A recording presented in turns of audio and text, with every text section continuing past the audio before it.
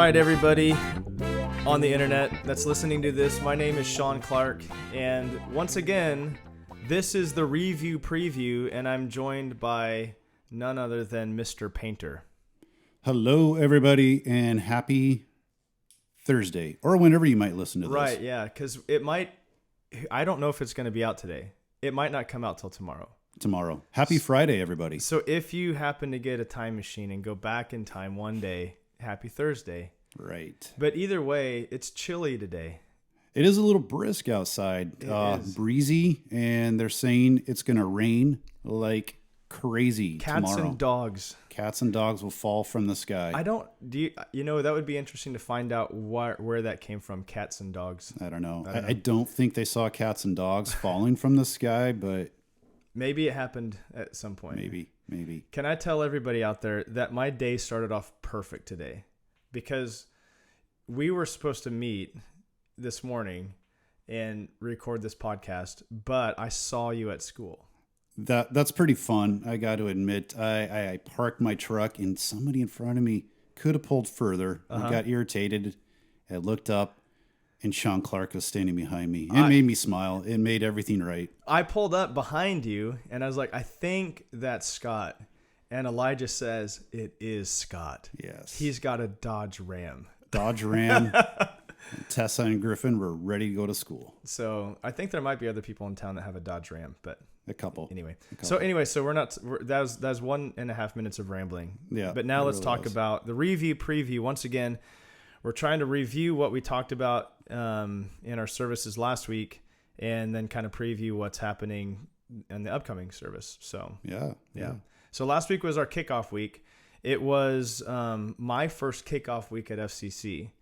And coming through and out of kind of and back into COVID stuff, whatever. But so this was fun for me to see kind of like everything starting and kind of everybody's a little bit back from their travels and school started. And so a lot of people were there, and it was fun for me to kind of lay out what we hope to accomplish as a church, you know, as a pastor.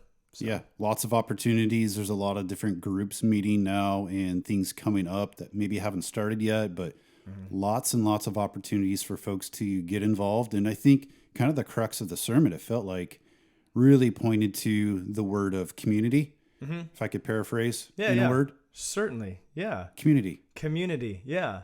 Well, we are Faith Community Church. So, yeah, one of the ministry things, I'm going to plug something real quick. I wrote this down. This is like the only thing I wrote down on my paper. But we have Equipping Hour coming up. And some of you are saying, like, what is Equipping Hour? Aren't you just talking about Sunday school? Yeah, kind of. But it's the purpose of it is to equip you with some certain specific knowledge to kind of assist you in your discipleship process of the Lord. So yeah, we're going to be talking about how to resolve interpersonal conflicts this whole semester by going through a book called The Peacemaker, which totally sounds like a Western. It does. So it sounds like it sounds like a firearm. Right. Yeah. That's not what we're going to be. We're not going to call people to get a firearm and no Colt 45s necessary. No, this is actually biblical conflict resolution. What we'll be talking about for the next 12 or 13 weeks, I think it is. So that's going to be from 9:30 to 10:30 or 9:30 to 10:15. And there is not childcare available. There is nursery available, but there's not childcare. There's Sunday school for kids. There's an equipping hour for kids. Yeah. So even if you have kids, bring them. If you don't have kids, then come yourself.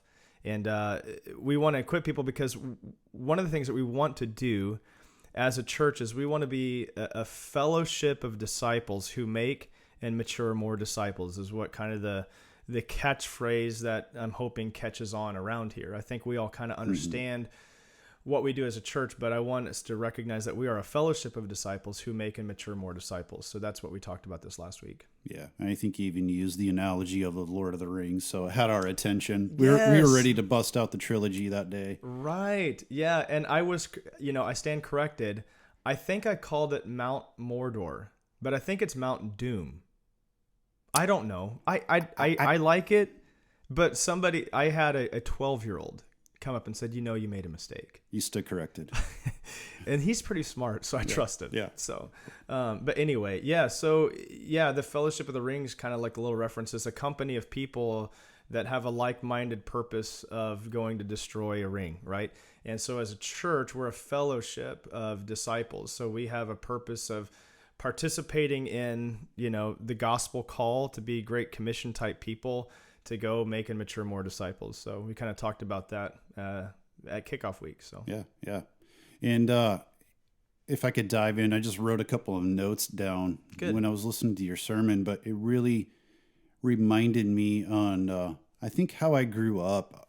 I think there's always the notion that in between Sundays, as long as I tried really hard, I did get things pretty well, and then invite people to church where they could hear about Jesus. Man, I'm doing things well as a Christian, but I don't think that's what Christ has called us to. And I don't think that that's what church is about.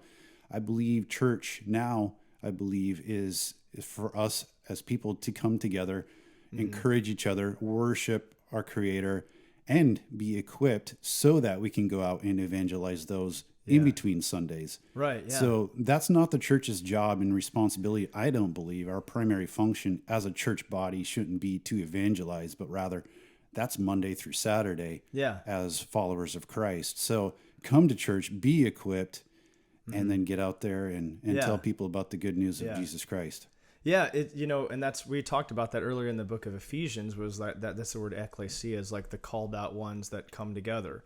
And as it turns out, we actually, probably now more than ever, at least in my lifetime of following Christ, is I need that mutual encouragement of being with other people and having them look me in the eye and like saying, yeah, I tried to follow Christ this week too, because that's what it means to be a disciple, is an apprentice. It's someone who patterns their life off of the teachings of somebody else. And so as disciples of Jesus, we get together, we study the life of Jesus. What did he say? And then try to pattern our lives off of what he taught us, right? And we do that together. We're gathering together to do that, and then going out and making and mature other disciples. I kind of teased this thought out with the congregation this week, is like, when is the Great Commission fulfilled?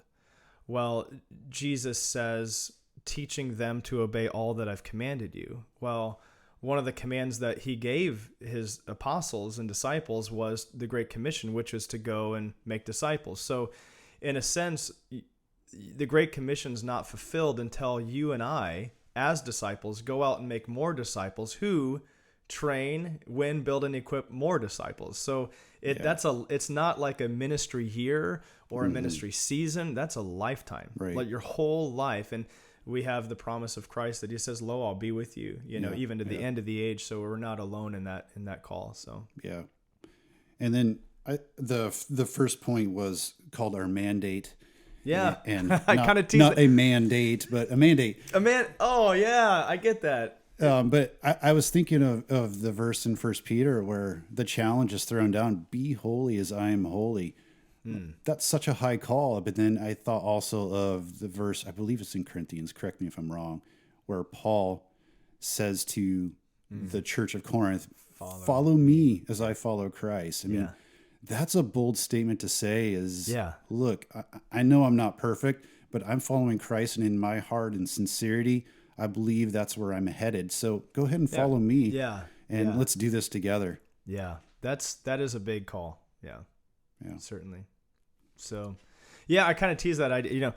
Mandate is kind of like the word of the month. So usually we call it the Great Commission, but I was like, that'd be kind of fun to kind of call it a mandate, even though a mandate is more of a coercive direction, I guess. So like, I don't think, when the disciples saw the resurrected Christ, they didn't need to be coerced into something. I think they said, we're going to go and tell, and we'll wait until the power comes, Acts 1:8, but we'll be willing to die for this. They didn't need to be they didn't need their arm twisted. I think they were commissioned and empowered to go do that. It was kind of fun to play that word out a little bit with just all the stuff that's crazy right now. Yeah, it gives a good connotation to that word right now. It's pretty sour for a lot of people now. So, okay, good transition. Here we go. Next week, so what do we got?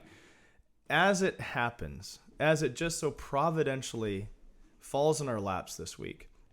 We're in the book of Ephesians, which we've been in since January 17th. And this week, we talk about the employee-employer relationship from Ephesians 6, 5 through 9.